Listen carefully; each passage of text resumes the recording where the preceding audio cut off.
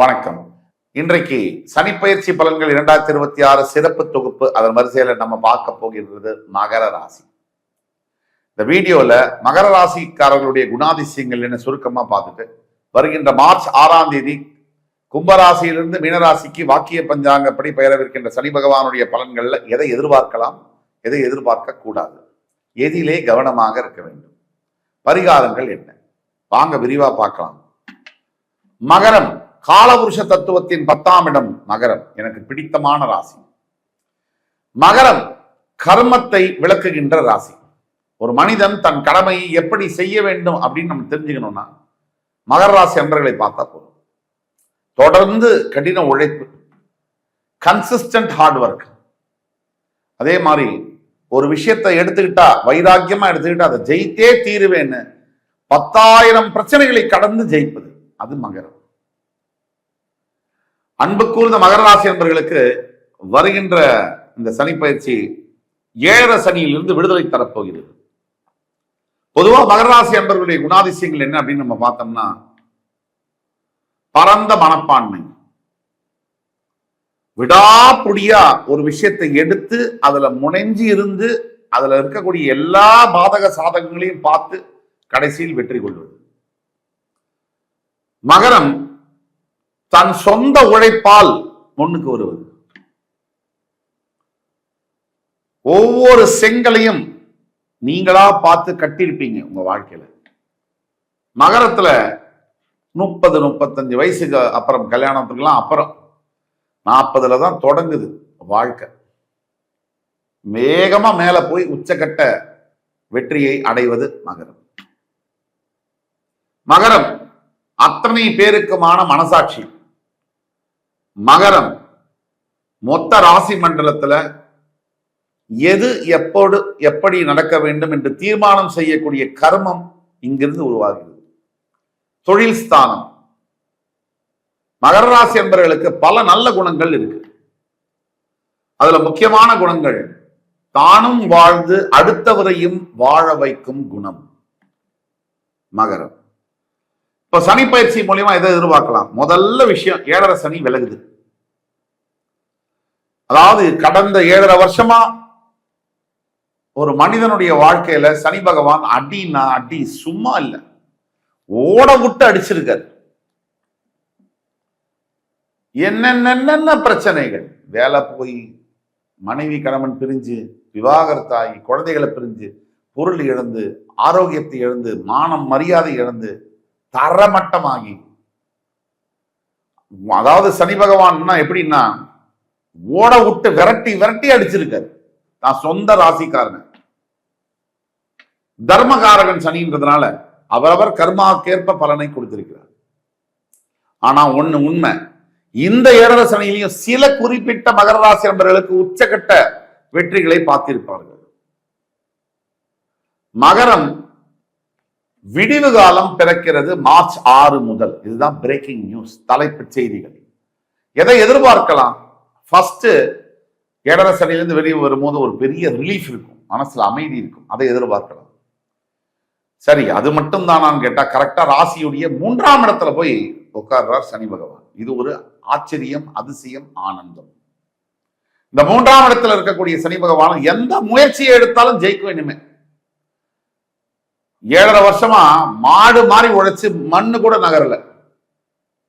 இப்போ மார்ச் 6 முதல் சும்மா கையை கால வச்சுட்டு சும்மா அமர்த்தினாலே விண்கலமே பறக்கிற அளவுக்கு நேரம் காலம் மாறுகிறது உங்களுக்கு சாதகமாக. படிப்புல மருத்துவ படிக்க வேண்டிய மாணவ மாணவியர்களுக்கு ஒரு பொற்காலம் தொடங்குகிறது. எந்த புதிய வேலை வாய்ப்பை நோக்கி பயன்படலாம், இடமாற்றம் செய்யலாம், எல்லாமே உங்களுக்கு சாதகமா வரும்.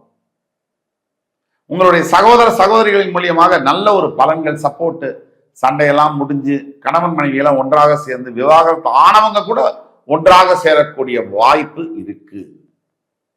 சட்டம் விவாகரத்து கொடுக்கலாம், மனசு விவாகரத்து கொடுக்கறது இல்லை. பிரிஞ்சு போன பல கணவன் மனைவிக்குள்ள இந்த வீடியோவை பார்த்து கொண்டிருக்கக்கூடிய மகர ராசி மனசாட்சியை தொட்டு சொல்லுங்க. உங்களுடைய மனைவியோ கணவனையோ நீங்க நினைக்காத நாள் உண்டா? அப்படி இருந்தா நீங்க மனிதனே இல்லை.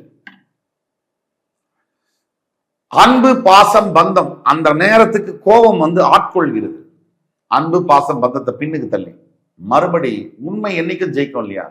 மறுபடி உண்மையான அன்பு பாசம் பந்தம் முன்னாடி வந்து நிற்கும் போது கோபம் தோத்து போகிறது.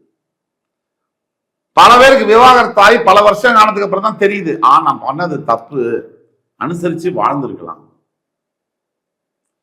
அதையெல்லாம் சரி செய்யக்கூடிய காலகட்டங்கள் வருது. கிட்டத்தட்ட 30 வருஷத்துக்கு பிறகு மகரம் துலாம் ராசிக்கு எப்படி சொன்னேனோ அதே மாதிரி ரிஷபம் துலாம் மகரம் பீக் பாயிண்ட் ஆஃப் லைஃப் அப்படின்னு நம்ம சொல்லலாம். அதெல்லாம் நடக்க போகுது. மகர ராசி என்பவர்களுக்கு மேக்சிமம் பாசிட்டிவிட்டி இந்த காலகட்டத்தில் தொடங்குது. மார்ச் 6ல இருந்து லைஃப் வந்து ஸ்டார்ட் ஆகுது. Begins year your life begins from March 6th. அது அடுத்த ஒரு 5ல இருந்து 7 வருஷத்துக்கு ஒண்ணுமே பண்ண முடியாது.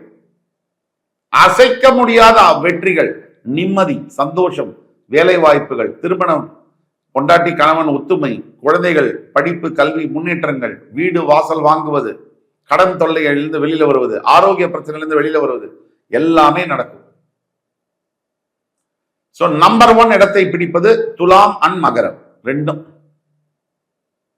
எதை எதிர்பார்க்க கூடாது, உடனே நடக்க முடியாது. மார்ச் 6ஆம் தேதி சனி மாறுறாரா, 7ஆம் தேதி காலையில் எழுது என்னப்பா ஆச்சு கதை அப்படின்னு கேட்க முடியாது. அது ஸ்லோ ப்ராசஸ். இந்த வருஷம் ஒரு 6 மாசம் 3ல இருந்து 6 மாசத்துக்குள்ள உங்களுக்கு நல்ல சேஞ்சஸ் தெரியும். தவிர குரு பயிற்சி வேற ஜூன் 2 ஆகும்போது இன்னும் நல்லா இருக்கும். உங்களுடைய உபஜயஸ்தானத்து மேல குரு பகவானுடைய பார்வை விழுங்குது. ஆக மகரம் முன்னேற்றத்தின் அடையாளமாக விளங்க போகிறது. இத்தனை வருஷம் நீங்க பட்ட கஷ்டத்துக்கு எல்லாம் பதில் கிடைக்க போகிற ஒரு ஆண்டு மகரம். எந்த விஷயத்தை பத்தியும் இனிமேல் நீங்க கடந்த வாழ்க்கையில நடந்ததை நினைச்சு கவலைப்படாதீங்க, அதுல பிரயோஜனம் இல்லை. இனிமேல் இந்த நொடியிலிருந்து கடவுள் நமக்கு கொடுக்கக்கூடிய ஆப்பர்ச்சுனிட்டி வாய்ப்புகளை எண்ணி தோத்தது 10 அப்படின்னா ஜெயிக்கிறது 100 இருக்கணும். அதுக்குள்ள நீங்க போங்க, கண்டிப்பா ஜெயிப்பீங்க. ஆக மகராசி என்பவர்களை பொறுத்த வரைக்கும் பரிகாரம் அப்படின்னு வந்ததுன்னா முக்கியமான ஒரு பரிகாரம், 7 வருஷம் சனி பகவான் உங்களுக்கு கொடுத்த தாக்கத்தையும் அனுபவத்தையும் மனதில் கொண்டு குழந்தை பருவத்தில் 10 வயதுக்குள்ளார இருக்கக்கூடிய குழந்தைகளுக்கு கல்விக்கான உதவிகளை உங்களால் முடிந்த உதவிகளை செய்யவும். அது மிகப்பெரிய பரிகாரம். கால பைரவ தெருநாய்கள், ஆதரவில்லாத நாய்களுக்கு வந்து உணவு நீர் கொடுப்பது மிகப்பெரிய பரிகாரம். இது 2 பரிகாரம் முழு மனசோட செஞ்சு பாருங்க. 3 மாசத்துக்கு செய்யுங்க. அதுக்கப்புறம் வாழ்க்கையில எப்படிப்பட்ட மாற்றங்கள் வருதுன்னு பாருங்க. மகரத்துக்கு நான் சொல்லி தெரிய தேவையில்லை. மகரம் ஜெயிப்பதற்காகவே பிறந்த ராசி, தோப்பதற்கல்ல. ஜெயிக்கணும்னு பிறந்தவங்க நீங்க. நீங்க தோத்தீங்கன்னா அது உங்களால தான். நீங்க ஜெயிச்சீங்கன்னா நீங்க பிறவி கடனை செஞ்சிருக்கீங்கன்னு அர்த்தம். இறைவன் உங்களுக்காக இறங்கி வந்து உங்களுடைய வாழ்க்கையுடைய வெற்றியை தொடங்க போகிறார். நீங்கள் ஒரு படி முன்னெடுத்து வாருங்கள். இறைவன் 10 படி முன்னாடி வந்து உங்களை ஜெயிக்க வைப்பார்.